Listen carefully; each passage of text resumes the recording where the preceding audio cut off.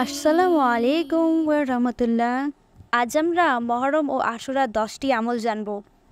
আল্লাহ তাআলার দেওয়া সম্মানিত মহরম মাস আমরা অতিক্রম করছি। সুতরাং এই মাসের সম্মান রক্ষায় আমাদের কিছু করণীয় ও বর্জনীয় আমল আছে। তাই মহরম ও আশুরা কেন্দ্রিক করণীয় ও বর্জনীয় 10টি আমল সম্পর্কে এই ভিডিওতে আমরা আলোচনা করব। তা হলো নাম্বার 1, আশুরা কেন্দ্রিক সমাজে প্রচলিত সব কুসংস্কার থেকে বেঁচে থাকা। কেননা কুসংস্কার বিশ্বাস করা ভীষণ পাপ ও ভ্রষ্টতার কারণ। আর আল্লাহ তাআলা বলেন, পথভ্রষ্ট লোক আল্লাহর রহমত থেকে নিরাশ থাকেন। সূরা হিজর আয়াত 56। নাম্বার 2, অধিক পরিমাণে নফল রোজা রাখা।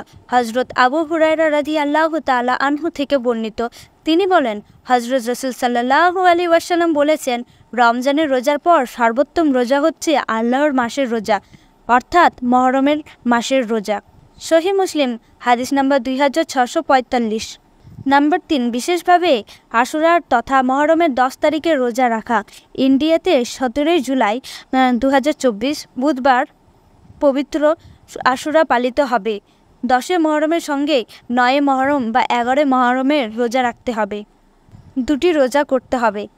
এই প্রসঙ্গে হাদিস এসেছে, হযরত মুহাম্মদ সাল্লাল্লাহু আলাইহি ওয়াসাল্লাম বলেন, আশুরার দিনে রোজার ব্যাপারে আমি আল্লাহর কাছে এই আশা করি যে তিনি এই রোজার ওসিলায় বান্দার আগের 1 বছরের গুনাহ মাফ করে দেবে। সহিহ মুসলিম হাদিস নাম্বার 1162। নাম্বার 4, সব ধরনের গুনাহ বর্জন করা। আল্লাহ তাআলা বলেন, এই 4 মাসের মধ্যে তোমরা গুনাহ করে নিজেদের প্রতি জুলুম করো না। সূরা তওবা আয়াত 36। নাম্বার 5, বেশি বেশি ইবাদত করা। মুহররম মাসে কোরআন তেলাওয়াত, জিকির, আজকার, তাসবিহ, তাহলিল, দান, সাদকা, দরুদ পাঠ ইত্যাদি বেশি বেশি করা উচিত। নাম্বার 6, প্রচলিত মাতম মাসিয়া পরিহার করা। প্রতি বছর আশুরা এলে আমাদের সমাজে অনেক কুসংস্কারের মধ্যে অন্যতম একটি কুসংস্কার পরিলক্ষিত হয়, তা হলো মাতম মাসিয়া গাওয়া। আর মাসিয়া মানে নবী দরিদ্রের শোক প্রকাশে নিজের শরীরে আঘাত করা এবং জামা কাপড় ছিঁড়ে ফেলা। ইসলামে এটি নিষিদ্ধ। নবী করিম সাল্লাল্লাহু আলাইহি ওয়াসাল্লাম এ ব্যাপারে কঠিন হুঁশিয়ারি উচ্চারণ করেছেন।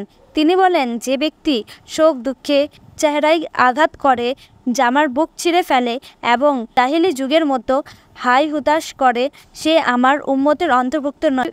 সহিহ বুখারী হাদিস নাম্বার 1297। নাম্বার 7, জীবনের সর্বক্ষেত্রে অমুসলিমদের সাদৃশ্য অবলম্বন থেকে বেঁচে থাকা।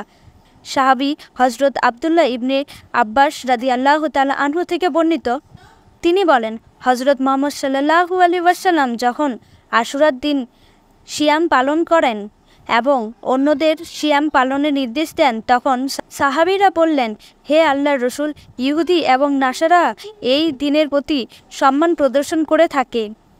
এ কথা শুনে হযরত রাসূল সাল্লাল্লাহু আলাইহি ওয়াসাল্লাম বললেন, ইনশাআল্লাহ আগামী বছর আমরাও মহরমের 9 তারিখ সিয়াম পালন করব। বর্ণনাকারী বললেন, এখনও আগামী বছর আসেননি। এমন অবস্থায় হযরত রাসূল সাল্লাল্লাহু আলাইহি ওয়াসাল্লাম ইন্তেকাল করলেন। সহিহ মুসলিম হাদিস নাম্বার 2256।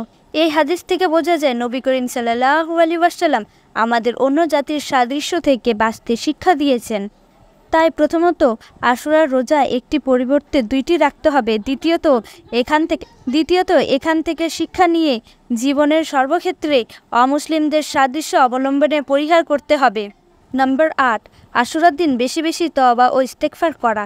হযরত রাসূল সাল্লাল্লাহু আলাইহি ওয়াসাল্লাম বলেছেন, মহরম আল্লাহর মাস। এই মাসে এমন একদিন রয়েছে যে দিন তিনি অতীতে একটি সম্প্রদায়কে ক্ষমা করেছেন এবং ভবিষ্যতেও অপরাপর সম্প্রদায়কে ক্ষমা করবেন। তিরমিজি হাদিস নাম্বার 741। নাম্বার 9, আশুরার দিনে গুরুত্ব বোঝাতে মিথ্যা ও বানোয়াটি জাল হাদিস বলা থেকে বিরত থাকা।